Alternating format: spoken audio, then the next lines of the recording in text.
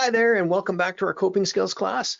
I'm your host, Tom DeBray. Thank you for coming back. And today we're going to be talking about grounding techniques. No, you're not grounded. You don't have to stay in your room, but this will help you to stay grounded in the moment. And so what you want to do is you want to do these if you're starting to feel anxious. Again, you're in the grocery store, you're starting to feel elevated, you're not sure why at this point, or maybe you do know why, or maybe you're just overstimulated. And so these grounding techniques are really beneficial to try to bring yourself back to what's actually happening and to be more aware of your surroundings.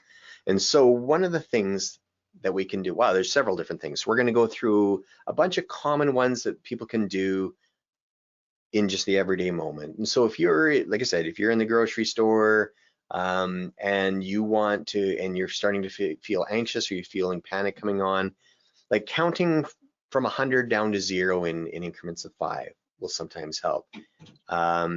Or if you think that 100 down to 0 isn't enough, then what you can do is you can start at 0 and count up to whatever number you need to. And fives are fairly easy, so if that's too much, if that's too easy for you, I would encourage you to try and do it in increments of 3, up to as high as you can. And again, that just gets you to focus right in the moment and to try and get your threat detection system so that you're not focusing on things that may not be there. Now, with that said, if it is a stressful situation and you may be potentially in danger, this is not the time to do that. So you want to remove yourself from the dangerous scenario, and then you can use these techniques to help kind of recenter yourself. One of the other ones I've used with a lot of people, you can see the backdrop behind me. I purposely have that when it was in my clinical room because it has a ton of color in it. And so what I would get people to do is I would get them to count out as many colors as they could see in the room, and they couldn't say the same color twice. So if you're in a colorful room or if you have a place with a lot of color, this is a great technique. Or if you're out in public, there's usually a variety of colors that are out there. Now, if there isn't a lot of colors, you can pick something else. It could be how many people are wearing glasses, or how many people can I see that are wearing red? Or if you're driving, it's like how many Volkswagen Bugs are there? And hopefully you're not playing punch buggy with your co-pilot. And so you can pick different things or different techniques that you can do where you're at it, trying to be more aware of your surroundings, and it helps you to bring you back to the now. Another popular technique is called the 5, 4, 3, 2, 1.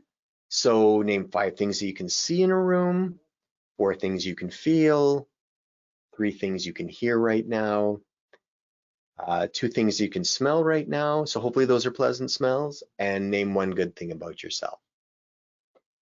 So those are excellent things to do. The 5, 4, 3, 2, 1 can be a bit of a challenge if you're like, well, what was I supposed to think about? So if you go back to the getselfhelp.co.uk, we'll put the link in the description below. They actually have downloadable cards that you can download that you can put into your wallet. And sometimes if you know that you're prone to anxiety attacks or panic attacks, then what you can do is you can pull that card out and you'll be like, okay, this is what I need to do. And if you focus on that, it'll take a couple of minutes. But again, it takes that couple minutes for your body to kind of disengage from that threat or a perceived threat, and then you can carry on at a much lower state of intensity. So that's our technique for today. I want you to take the opportunity to pick just one of those grounding techniques, and I want you to try and do it once a day for 7 days. And again, I want you to kind of monitor that. You can put that in your book of, how did you feel before you did the grounding technique? How did you feel after? And was there a change? And over the course of the 7 days, was there any change in how your responses were? And that's it for today. So thank you for coming into our coping skills class, and we're going to see you in the next class.